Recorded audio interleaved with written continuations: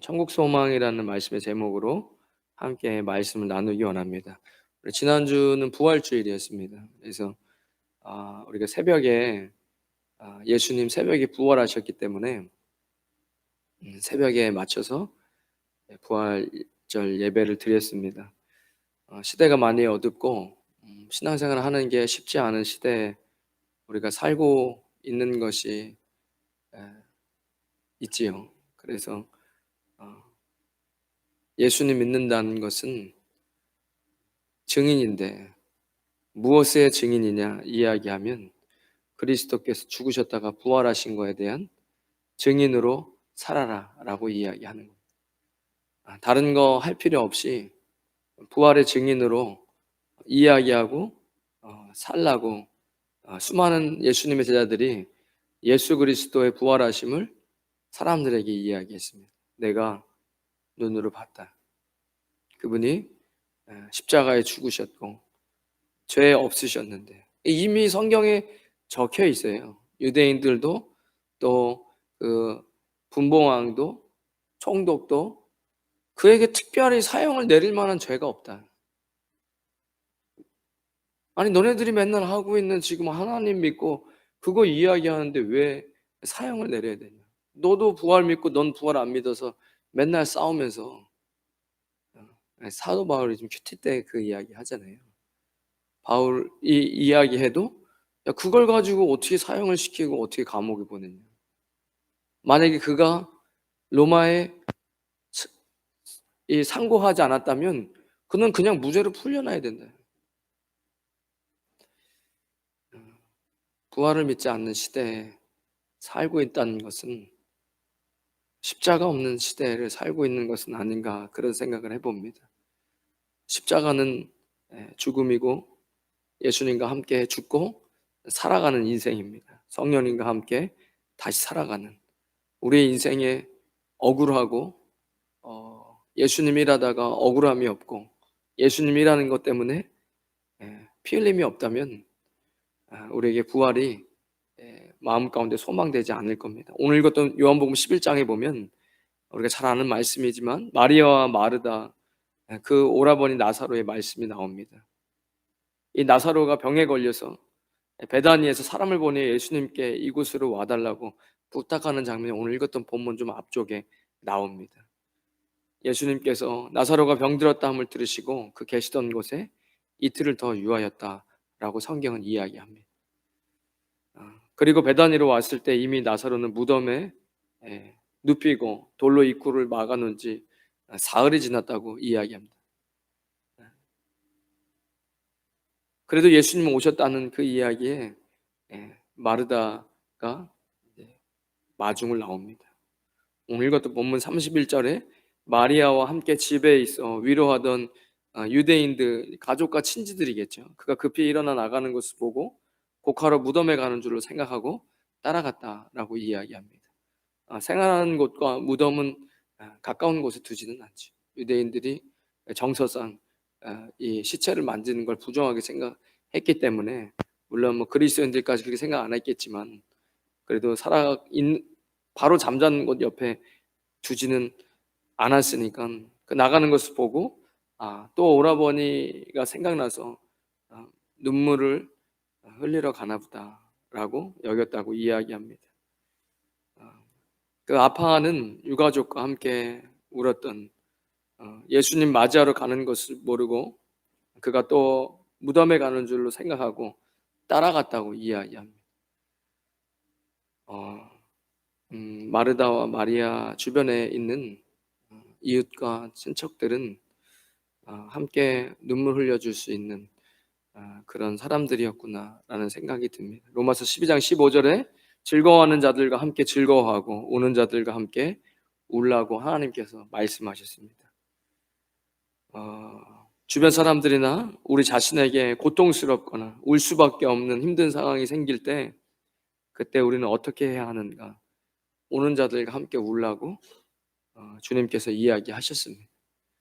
그게 예수님의 말씀이고 우리가 이 땅에 살아가면서 사랑으로 살아간다면 그렇게 하는 것이 자연스러운 것이죠. 요한복음 11장 33절에 예수님께서 그가 우는 것을 또 함께 온 유대인들이 그의 이웃과 친지들이었겠죠. 우는 것을 보시고 심령의 비통히 여기시고 불쌍히 여기사 35절에 예수님께서 눈물을 흘리셨다라고 이야기하십니다. 예수님께서 나사로를 살리는 그 기적은 굉장히 큰 센세이션을 일으켰습니다. 이미 사람이 죽어서 무덤에 안치되었고 예수님께서 처음서부터 늦게 갈 거라고 이야기하실 때 살리실 것을 이미 알고 계셨습니다. 이것이 예수 그리스도 안에 생명이 있고 그것을 보여주길 원하신 거였겠죠. 그러나 우리는 이 나사로가 부활했다고 이야기하지 않습니다. 성경을 읽어보면 예수님께서 십자가에 죽으실 때 그 어간에 죽은 사람들이 일어나는 일들도 본강복음에 기록되어 있지만 그 사람들이 부활했다고 이야기하지는 않습니다. 왜죠? 그 사람들이 다시 죽었기 때문에 그렇습니다. 나사로도 다시 때가 돼서 흙으로 돌아갔기 때문이죠. 인간에게 죽음을 피할 수 없는 것, 이것은 어쩔 수 없는 것이죠. 이 땅에서 함께 사랑했던 친지들과 잠시 안녕을 고해야 하는 그 슬픔에 함께 눈물 흘리시는 예수님을 마주하게 됩니다. 억지로 울어줄 수는 없지요. 가족이기에 가능한 것입니다. 예전에 어떤 목사님이 이 병원에서 불치병 걸리신 분들을 찾아가서 기도해드리는 그것으로 전도하시는 목사님이 어떤 간증을 하시더라고요. 그분들을 향해서 내가 기도해 주기를 원한다. 목회자인데 그러면 많은 아픈 환자분들이 기도를 받겠다고 이야기를 한답니다. 그리고 기도를 해드리고 예수님을 영접하셨으면 좋겠다라고 이야기하면 그분들이 이렇게 이야기한대요. 목사님이 지금 저에게 기도해 주셔가지고 제가 예수님 영접하는 거 아닙니다. 제가 이 오랜 투병 생활 동안에 교회에 있으면서 교회에 다니는 사람들이 다르다는 것을 제가 깨달았습니다. 와서 울어주고 위로해주고 오랫동안 계속해서 잊지 않고 하는 것은 저건 개인의 친분 때문에 할 수 없다는 것을 자기가 깨달았다고 이야기하신 분들이 많더라는 거예요. 친한 친분이 있기 때문에 찾아올 수 있겠지만 그렇게 계속해서 위로해주고 와서 기도해주고 함께 병문안하는 그것은 그리스도인들밖에 없다고 고백하면서 그 안에 무언가가 있구나. 내가 생각했던 교회를 출석하는 것만으로 저 사람들이 저렇게 오는 것이 아니구나. 진리가 무엇인지 눈으로 서서히 뜨게 되는 것이죠. 우리가 그리스도 안에서 한 지체가 된 것입니다. 가족이 아프면 나도 아픈 거죠. 고린도전서 12장 24절 26절에 만일 한 지체가 고통을 받으면 모든 지체가 함께 고통을 받고 한 지체가 영광을 얻으면 모든 지체가 함께 즐거워한다라고 이야기합니다. 가족이기 때문에 함께 슬퍼하고 함께 우는 것이 당연합니다. 머리 대신 예수님과 그의 몸된 지체로 우리가 함께 하기에 우리는 그리스도 안에서 형제 자매의 아픔을 함께 아파하는 것입니다. 함께 애도하고 함께 슬퍼하면서 우리는 혼자가 아님을 느낄 수 있습니다. 그 안에서 예수 그리스도의 참된 위로가 있음을 믿습니다. 오늘 함께 신앙생활을 하던 우리 이영구 안수 집사님, 피택 장로님이시죠. 하나님 품으로 가셨습니다. 예수님께 서로 사랑하라고 또 사랑하라고 이야기하셨는데 왜 그렇게 이야기하시는지 늘 뒤돌아보면 늘 아쉬운 건 더 사랑하지 못한 것이 늘 가슴에 아픔으로 남습니다. 결국에 남는 것은 사랑이라는 걸 깨닫습니다. 어, 뭐 때문에 그렇게 우리는 화를 내고 또 뭐 때문에 그렇게 악착같이 살아가는지, 잠언 3장 13절에 사람마다 먹고 마시는 것과 수고함으로 낙을 누리는 그것이 하나님의 선물인 줄 또한 알았도다라고 이야기합니다. 22절에 그러므로 사람이 자기 일에 즐거워하는 것보다 더 나은 것이 없음을 보았다. 그냥 하나님께서 우리에게 허락하신 일용할 양식에 감사하고 사랑하는 사람과 맛있게 먹고 또 내게 주어진 일에 성실히 일하며 기쁨으로 살면 주님이 주신 그 아름다운 삶의 선물을 누릴 수 있을 텐데, 우리의 삶의 욕심과 또 우리의 자아가 늘 어, 부딪혀서 더 사랑하지 못하게, 실수해도 좀 이해해 주지 못하고 격려해 주면서 살 수 있는 것을 그렇게 하지 못하는 것은 아닌가, 그런 생각을 해봅니다. 음, 바울은 그리스도인들에게 예수님이 이 땅에 오시기 전에 죽음을 맞이한 자들을 자는 자들이라고 표현했습니다. 부활에 관하여 모르는 세상 사람들처럼 소망 없이 살지 않기를 원한다라고 이야기합니다. 전도서 3장 20절에 다 흙으로 말미암았으므로 다 흙으로 돌아가나니 다 한 곳으로 가거니, 결국 우리도 언젠가는 흙으로 돌아갈 것입니다. 사도 바울은 예수님께서 죽으셨다가 다시 살아나심을 우리가 믿을진데, 이와 같이 예수님 안에서 자는 자들도 하나님이 그와 함께 데리고 오시리라 라고 이야기합니다. 어,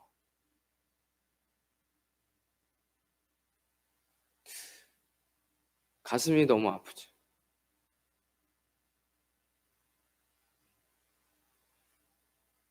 저는 함께 신앙생활 하는 분이 이렇게 하나님 나라에 가는 것이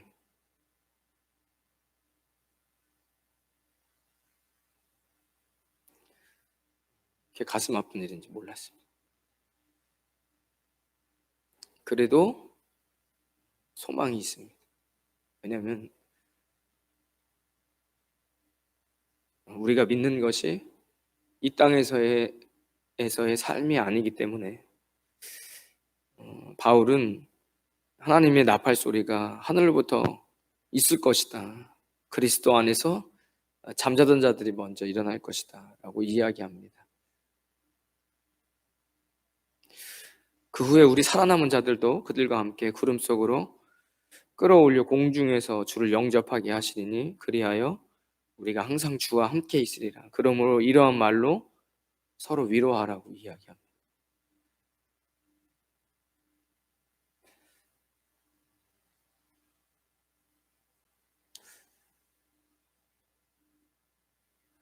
신앙생활을 하면서 얼마나 많은 장례식을 받는지 모릅니다. 제가 태어나서 늘 교회에서 자랐습니다. 교회는 어르신들이 늘 있기 때문에 장례가 늘 있지요. 음,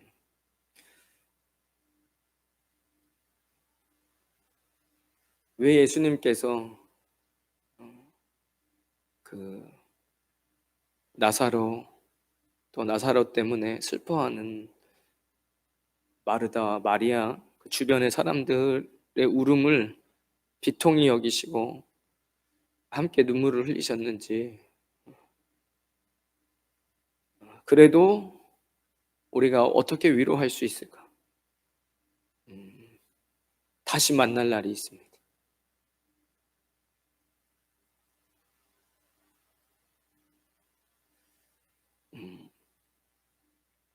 영원히 살 수 있는 사람은 없으니까, 여기 함께 예배하시는 분들 중에도 또 우리는 죽음을 맞이하고 헤어져야 할 날이 있을 수 있지만, 그래도 우리가 서로 위로할 수 있는 건 부활이 있고 다시 볼 수 있고 이것으로 서로 위로하라고 이야기했으니 음, 장례식을 위해서 기도해 주시고, 우리 시대랑 권사님, 우리 정수랑 성수 가정 위해서 기도해 주시고, 또 함께 위로해 주시고, 그리고 다시 함께 만날 날을 기대하면서 예수님 안에서 신앙생활 했으면 좋겠습니다. 왜 예수님께서 사랑하라고 이야기하셨는지를 우리가 잘 알았으면 좋겠습니다. 여기 계신 분들도 또 우리가 언젠가는 때가 돼서 목회 선배 목사님들이 굉장히 힘든 거라고 이야기하더라고요.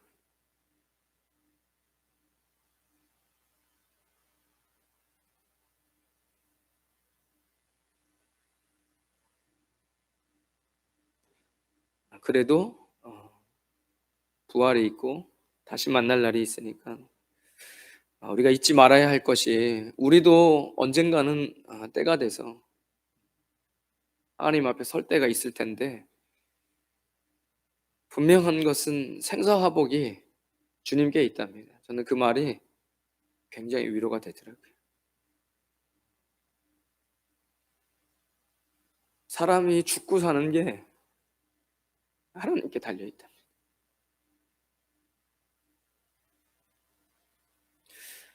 우리가 기도를 많이 해서 죽지 않는 것도 아니고, 기도를 많이 해서 사는 것도 아니고, 생사화복은 하나님께 달려있다는 거예요. 우리가 하나님의 뜻을 다 알지 못하지만 사랑해야 되겠다라는 생각은 듭니다. 음,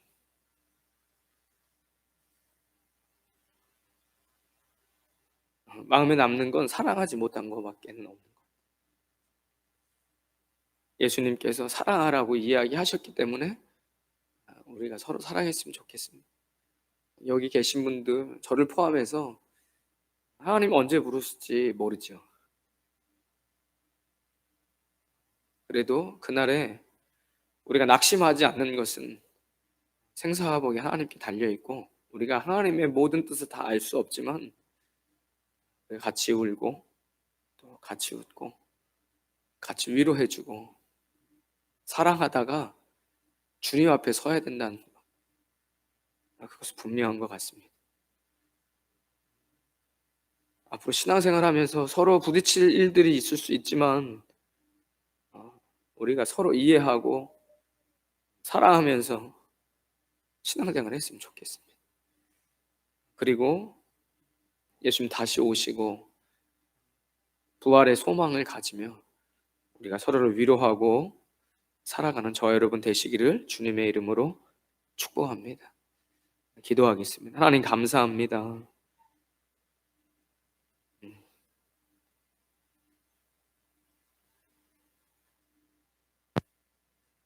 주님 위로하여 주시옵소서. 우리 공동체에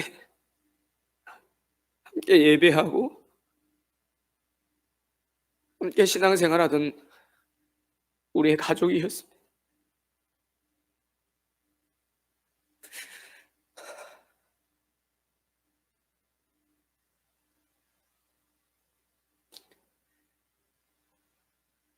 주님, 가족을 떠나보내는 것이 가슴이 아프고